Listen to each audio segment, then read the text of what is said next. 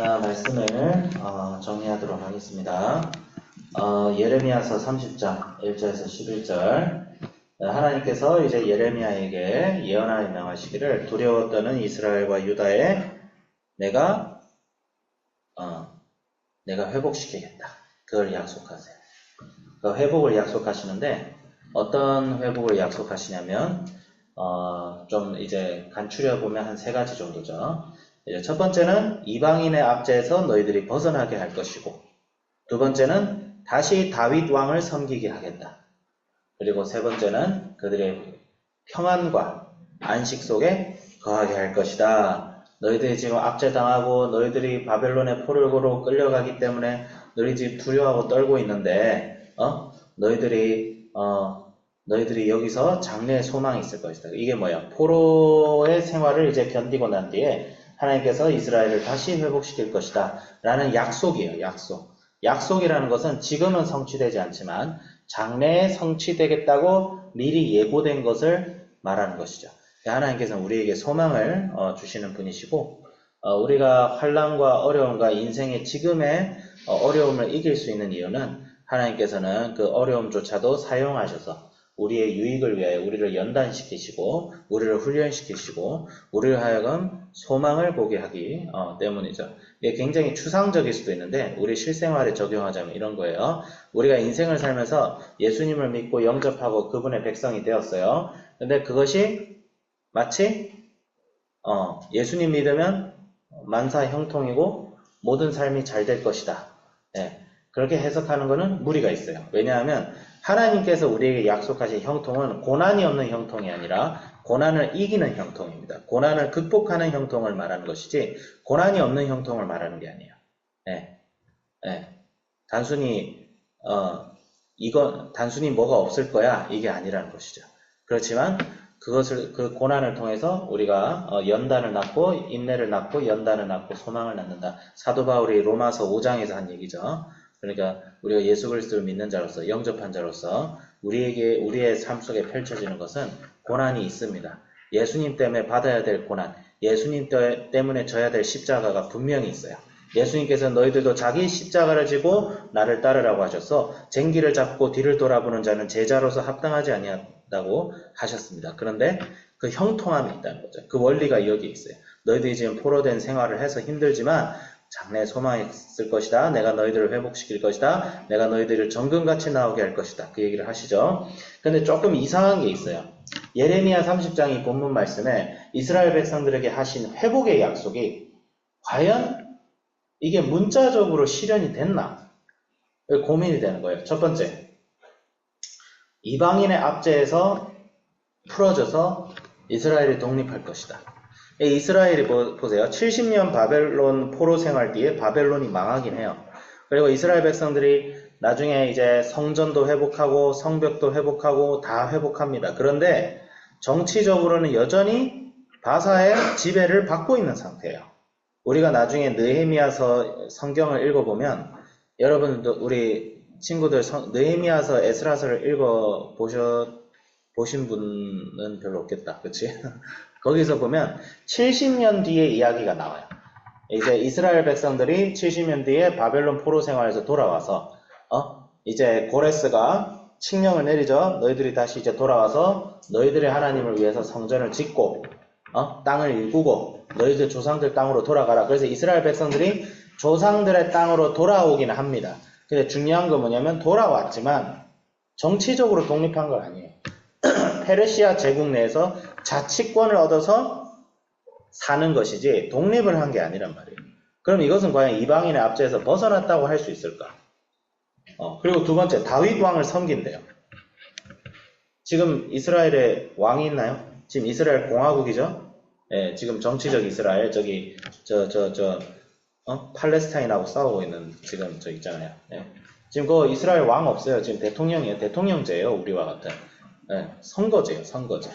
다윗 왕이 아니라는 거예요. 그럼 이 다윗 왕이 도대체 누굴까? 그게 참 궁금하죠. 예, 다윗 왕을 섬긴다고 했어요. 이게 무슨 말이에요? 그 다음에 가장 마지막으로 평안이 있을 것이다. 이스라엘 역사를 보면 평안이 없습니다. 별로. 예, 항상 전쟁이었어요. 오히려 페르시아 제국 때가 제일 평화로웠어요. 아이러니하지만. 그 다음에 헬라 제국 때문에, 그 다음에 이제 로마 제국인데, 이스라엘 백성들은 계속 지배당하고 억압당하는, 정치적으로는 계속 지배당하고 억압당했어요. 이게 농담이 아니라 진짜. 예. 항상, 지금도 이스라엘은 어때요? 지금 이스라엘이 평안한 나라인가요? 아니죠. 전쟁 중이잖아요. 예, 하마스하고 전쟁 중이잖아요. 예. 엄청나게 지금 많은 사람들이 죽어가고 있잖아요. 양쪽 다 민간인을 엄청나게 죽이고, 한쪽에서는 납치를 하고 민간인을 학살하고, 한쪽에서는 UN 트럭을 막 구호 트럭을 공격하고, 난리도 아니잖아요. 여기에 무슨 평안이에요. 그렇죠? 하나님께서 여기에서 회복하신 궁극적인 회복의 약속은 바로 무엇이에요? 다윗 왕은 무엇을 말하는 겁니까? 다윗 왕. 자, 다윗 왕. 다윗에게 하나님께서 옛날에 다윗에게 너에게 영원한 왕조를 선물하겠다고 하셨어요. 내가 너를 통해서 너의 왕조가 끊이지 않게 할 것이고 새로운 나의 나라에 내가 다스리는 새로운 나의 나라에 즉 하나님 나라에 너의 후손이 영원히 왕위를 이을 것이다 라고 했어요. 영원히. 근데 다윗 왕조는 실제로는 망합니다. 몇백 년 뒤에. 그럼 성경에 오류가 있는 건가요? 다윗 왕조가 지금 무엇을 말하는 거야? 이게 어떻게 예언이 실현이 돼요?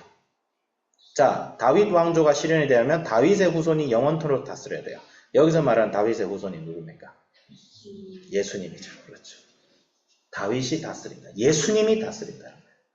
예수님의 나라가 세워져서 예수님의 나라가 영원토록 다스린다는 거예요. 예수님의 나라가 무엇을 말합니까? 예수님의 나라는 바로 뭐예요? 하나님 나라는 교회를 말해요. 예수님을 믿고 예수님을 섬기고 예수님이 내 인생의 주인과 왕이 된 모든 사람들의 공동체가 하나님의 나라예요. 그래서 옛날에 구약시대의 하나님의 나라는 정치적인 국가로 독립해 있었어요. 그게 이스라엘이에요. 근데 오늘날의 하나님의 나라는 바로 정치적으로 있지 않아요. 하지만 이 땅에 분명히 존재합니다. 사실 한 나라에만 존재하지 않아요. 모든 나라에 존재합니다. 대한민국에도 존재하죠. 중국에도 존재하죠. 미국에도 존재하죠. 브라질에도 존재하죠. 모든 나라에 존재하죠. 이 한 줌도 안 되는 이스라엘 백성들이 나중에 전 세계에 흩어져 있는 기독교인들의 선배적인 공동체가 되는 거예요. 그러는 거죠. 그럼 교회에 화평과 평안이 있어요? 있죠.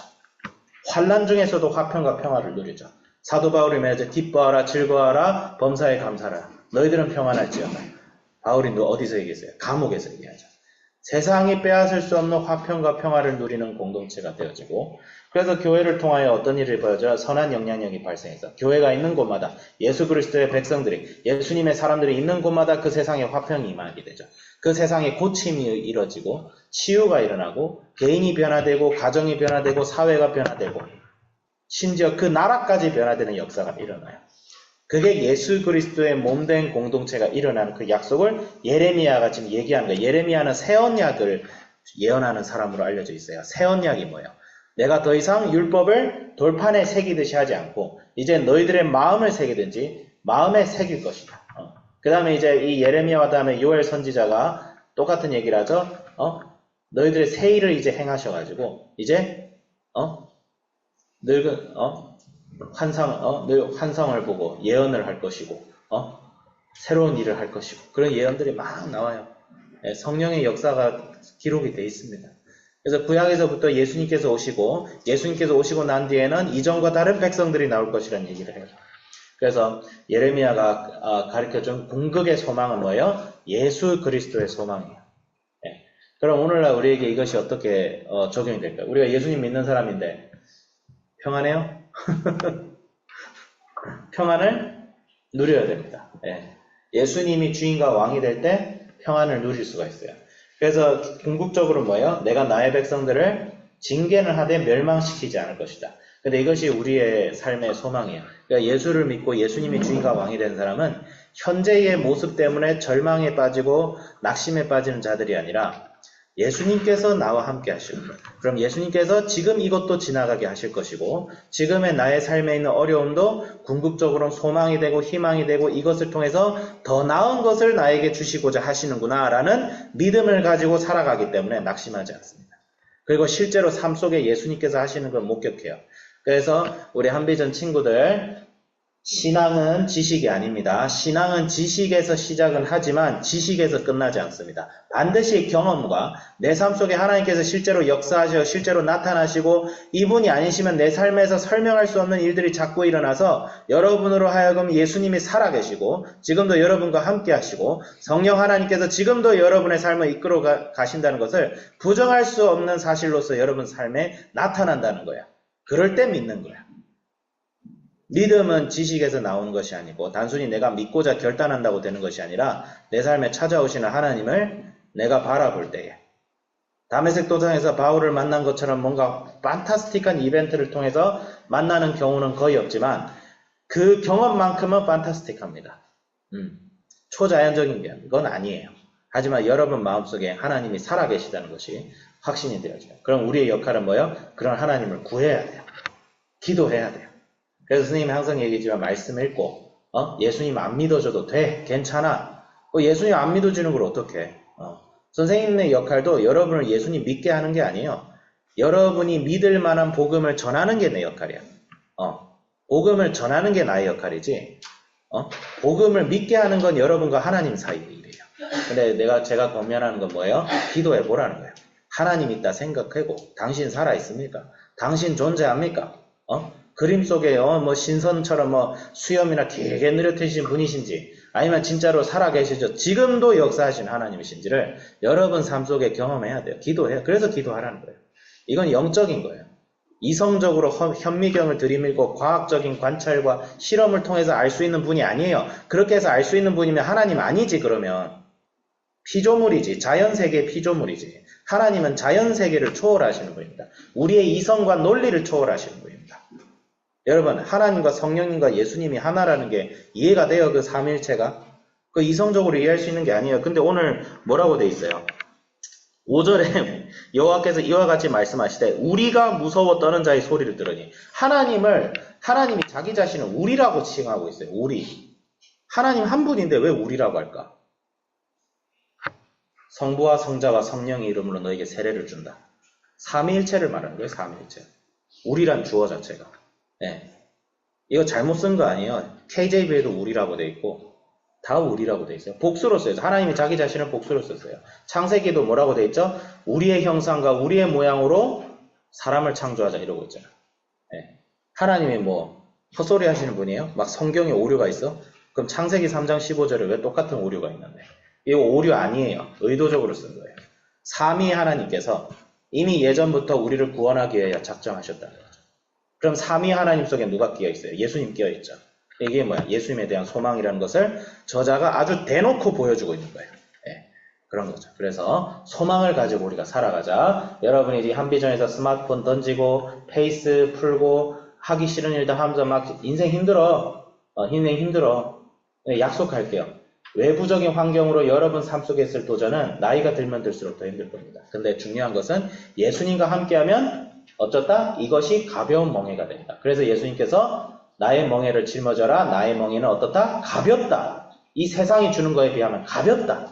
그 생각을 가지고 우리가 살아갑시다. 기도하겠습니다. 하나님 아버지 감사합니다. 주님이 주시는 멍에를 메고 가길 원합니다. 주님, 우리가 죄의 종이 되기보다는 의의 종이 되게 하여 주시고 이 세상 속에 지배당하며 살지 아니하고 오직 예수 그리스도의 지배를 당하게 하여 주시고 예수님 우리의 삶의 주인이 되시고 왕이 되어주시고 예수님이 몸된 예수님이 머리가 되시고 예수님이 몸된 공동체인 교회를 통하여 이 땅의 빛과 소금이 되게 하여 주시옵소서. 주여 감사드립니다. 예수 그리스도 이름으로 기도드립니다. 아멘.